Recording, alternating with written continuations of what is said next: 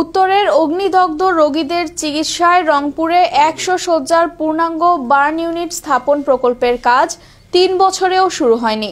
অথচ সাবেক আওয়ামী লীগ সরকার প্রধানের অগ্রাধিকারে এ প্রকল্পের কাজ ২০২৫ সালের জুনে শেষ হওয়ার কথা ছিল। সাজ্জাদ বিন আলম সৌরভের ভিডিও চিত্রে ডেস্ক রিপোর্টে দেখুন বিস্তারিত।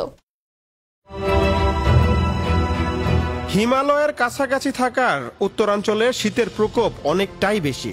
উত্তরের ৮ জেলার অসচ্ছল মানুষেরা শীতে নিবারণে খড়কুটো জ্বালিয়ে আগুন পোহায়। এতে অনেক সময় জামা কাপড়ে আগুন লেগে মানুষ অগ্নিদগ্ধ হয়। এছাড়া অগ্নিদগ্ধ সড়ক দুর্ঘটনা, চুলার বিস্ফোরণ, বৈদ্যুতিক শর্ট সার্কিট থেকে অগ্নি দুর্ঘটনায় রোগী ভর্তি হন রমেক হাসপাতালের বার্ন ইউনিটে। প্রথমে যখন আসছিলাম আমারও সেম কাহিনী। আমি ডক্টর 2 দিন দেখেনি, আমি উপরে ছিলাম। তারপরে আমাকে নিচে আসার পর আমার বাচ্চাকে ডক্টর দেখছে। উপরে থাকা অবস্থায় আমার বাচ্চাকে দেখেনি, নিচে আসছি, পরে শাইন স্যার দেখছে, পরে তার ট্রিটমেন্ট হয়েছে।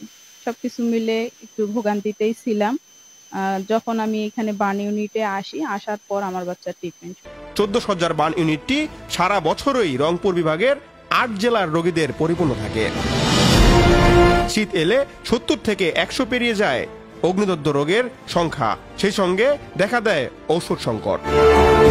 সংকটাপন্ন রোগীদের শয্যা সংকটের কারণে আইসিইউ সুবিধা দিতে পারবে না হাসপাতাল কর্তৃপক্ষ।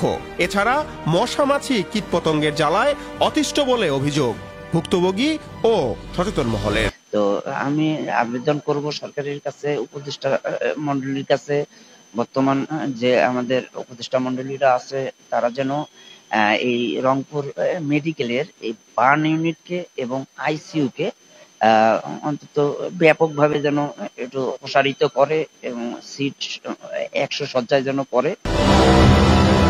কিন্তু রংপুরে 100 শয্যার পূর্ণাঙ্গ বার্ন ইউনিট স্থাপন প্রকল্প অনুমোদনের প্রায় 3 বছর হলেও এখনো শুরু হয়নি কাজ। কিন্তু জটিলতার কারণে প্রকল্পের কাজ আটকে থাকলেও রোগীদের সেবা দেওয়ার আশ্বাস কর্তৃপক্ষের।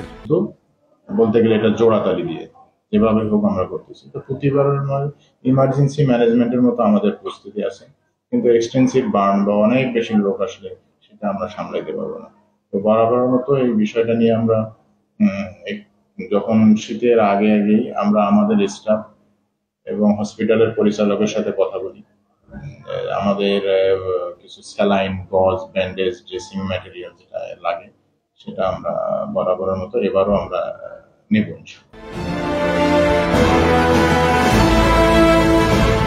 2021 সালের 7 ডিসেম্বর একনেক সভায় রংপুর সহ 5টি জেলায় 100 শয্যা বিশিষ্ট পূর্ণাঙ্গ বার্ন ইউনিট স্থাপন প্রকল্পের অনুমোদন দেওয়া হয়।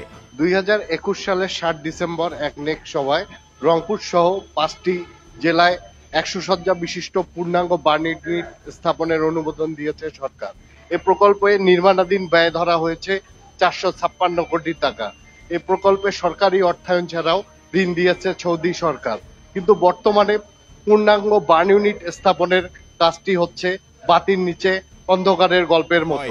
নির্মাণে মোট ব্যয় ধরা হয়েছে 456 কোটি টাকা। সরকারি অর্থায়ন ছাড়াও প্রকল্পে ঋণ দিয়েছে সৌদি সরকার। অথচ বর্তমানে পূর্ণাঙ্গ বার্ন ইউনিট স্থাপনের প্রকল্পের কাজটি এখনো বাতিলের নিচে অন্ধকার গল্পের মতো।